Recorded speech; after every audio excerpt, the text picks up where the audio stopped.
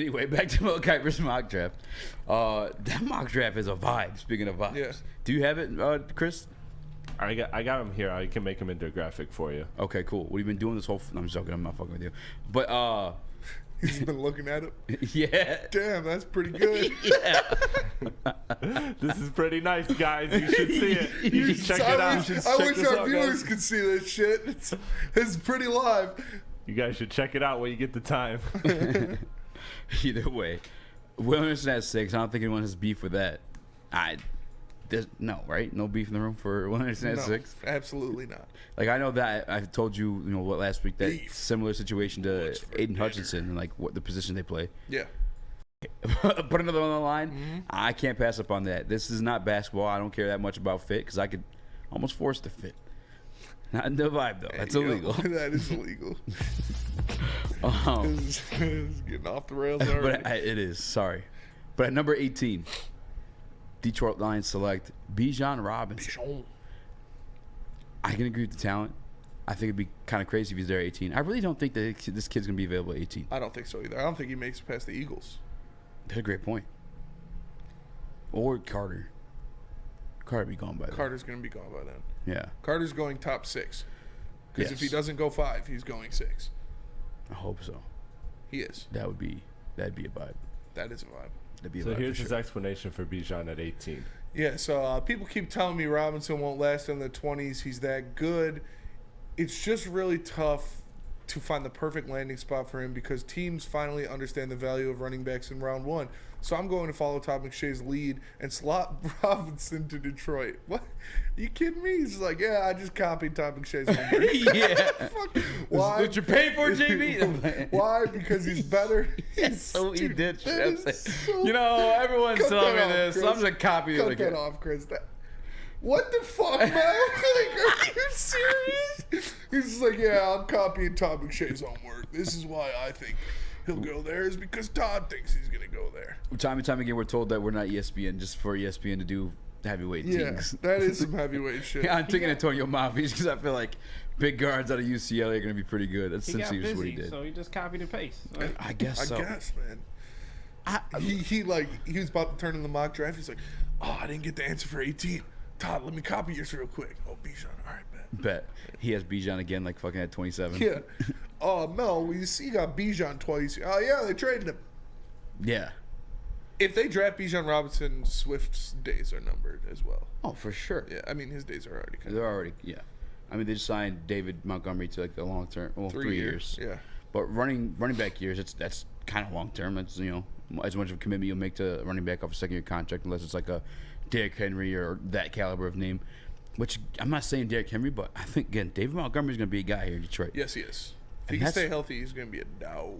For sure. And like Brad said, he doesn't look at depth charts. He takes BPA as it's how he feels. But like with that commitment to David Montgomery and the belief that he's going to be a guy, I just can't see them making the investment at 18, especially following the dismissal of Jeff Okudah and into a running back. Yeah. And I'm not telling you that I would definitely love to have Bijan Robinson on this team. He's like one of the smoothest players I've ever seen in my life. I'm not even joking. That's like, at least on college tape, he's just, like every like transition he makes, every move he makes, every cut, it's just like it's smooth. I don't know how to explain it. He's It's like nice. He's nice. He doesn't lose speed. It's all in stride. It's beautiful. I mean, his favorite player, Barry Sanders, and this isn't like let's be real about like us, you and I, like we really didn't get to see Barry, and while we did, we were too young to remember him. Yeah. So right, so this kid's like younger than you and I, and his favorite player is still like Barry. Like, that's like true like student of the game type shit. You know what I'm saying? To be like, for Barry to be his guy. So it's almost poetic if he does end up with the Detroit Lions, and I'd definitely be down for it, but I just don't see it happening. Yeah. What? No.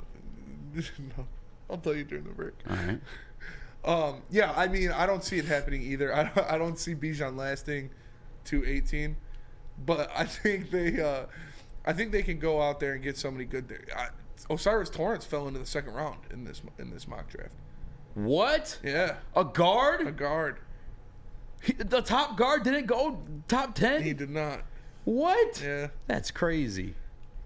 Detroit Lions, though, they have been looking at a couple right tackles. If you don't, yeah. Darnell Wright. Yeah. Taylor Decker, also the 2nd highest paid player on this team. Yeah. He's like a $19 million cap hit this season. Speaking of days being numbered, I don't mean in a disrespectful way. Obviously, Taylor like performed. He's had some health concerns though. Yeah, and he gets a little touchy about that. Him being traded. Yeah. Well, yeah, bro. He suffered, like, dude. He had like the worst days of Detroit. Yeah. Outside of Dan Campbell experiencing an 0-16 team, there's no other Detroit line outside of him and actually Frank Ragnow that saw like the fucking worst of this shit. Yes. The worst. He's been through it all. So yeah, I would be pretty upset too. Like motherfuckers, like I've been here, respectful of your fucking cold ass city, for this. Yeah. Well, he went to Ohio State, so he's used to the cold. Yeah, I wonder where he's from originally. Let me look it up. Keep talking. Hey JB, look up where Taylor Decker's from. I feel like it's somewhere cold. When you get that O tattooed Ohio. on you. Vandalia, Ohio. Yeah, he thought he was making it out of there. Hell yeah, I'm about to get drafted to Miami or San Fran. For sure. But no, Bijan Robinson, I just don't see it. I really don't. And the Woodward Sports chat, though, Nicholas Duncan with a great point too. I don't see Bijan. He sees Bijan going to the Chargers at 23. Obviously, this conversation is being had there about Austin Eckler. Yeah, hitting the trade market, or him not being happy with the type of money he's getting, and like, if you're not going to make the investment into him, why don't you make the investment, in this draft class? Because they got a team too where it's like, fuck it, let's go put somebody who can put in right now and play. And running backs, receivers, and sometimes offensive linemen, those positions you just put them in and plug and play. Yeah. Yeah. Mm-hmm. I would do it all day. I think that's a great point, Nicholas Duncan. Yeah, I don't see, if Bijan isn't there, who do you want at 18? Yeah. So in this mock, you get Will Anderson or Jalen Carter. Right? Do you have who is the second round picks real quick, Chris? Yeah. Yeah, it's Jack Campbell and Jalen Hyatt. Yep. So with the trade of Jeffrey Okudah, then I think I look at defensive backs. Yeah, I think Cam Smith goes right after, or Emmanuel Forbes goes right before Bijan. Emmanuel Forbes in the first round. Yeah. Yeah, I was looking. Or he might still be there. He might go right after. He's still there. He goes to the Vikings at 23. Okay. Yeah. Okay. What JB? What cornerbacks are taking up to that point? You mind? Deontay Banks is gone. Damn. To the Ravens. Other than that, the big three. The big three. Yeah. Porter went at 16 to the Commanders, and Gonzalez went 14 to the Patriots. Oh, we're fucked. Yeah. I guess maybe that's too early for Forbes, bro. And Witherspoon went 7 to the Raiders. What? I thought it was too early to take a cornerback in the top 10. Yeah. And then it doesn't happen. Wow. I mean, I don't want like the Raiders draft history to be something that I'm mirroring. But this is Mel Kiper's. Maybe that's what Tom McShay said, so he just wrote it down. That's fair. I mean, recent draft history though would tell you that if there's a cornerback projected in the top 10, yes, works out most of the time. Yes, more than not. And I know there's like cause for pause when you look at Devon Witherspoon and like, oh, he played in the Big Ten. Flannel. But we look at fucking Sauce Gardner, who just won Defensive Rookie of the Year, who just went All-Pro, played in the fucking Sakatumi division. I don't even fucking know what division he played in. I don't either. You know what I'm saying? Like the American Midwest. Yeah, like that's the division he played in. That's the caliber of football player he was shutting down week on week. Nick Saban said we're not throwing to Sauce Gardner. So Nick Saban didn't target Sauce Gardner when they played Cincinnati. That's what I'm saying. I hate when these narratives of like a football conference or school are put on any one player. When we've seen time and time again, like anybody can come from anywhere. They can just, Wyoming's known to churn out quarterback prospects. Fucking Khalil Mack was from Buffalo. Yeah. Something. Fucking before him, DeMarcus Ware was from like Troy. Like you could be from wherever. Mm-hmm. James Houston.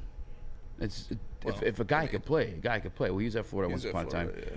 But still, there's like, if you can scout a guy and you can see like the traits that you at least will be able to work with and turn them into a productive piece for you, then like, who fucking All cares? I know is Texas Tech and Wyoming are quarterback factories. So you can't make that argument there. Mm-hmm. Every single year. They churn out elite quarterback prospects every year. All the time. Every year. All the time. So Patrick Mahomes and Josh Allen are just quarterbacks from a long lineage of fantastic players, fantastic quarterbacks out of Texas Tech and Wyoming. It does feel like he was going for clicks with this one too, because it almost feels like Bryce Young. I'm sorry, CJ Stroud was a lock. I'm pretty, for the Panthers. Yeah. Just switch it up and make it Bryce Young.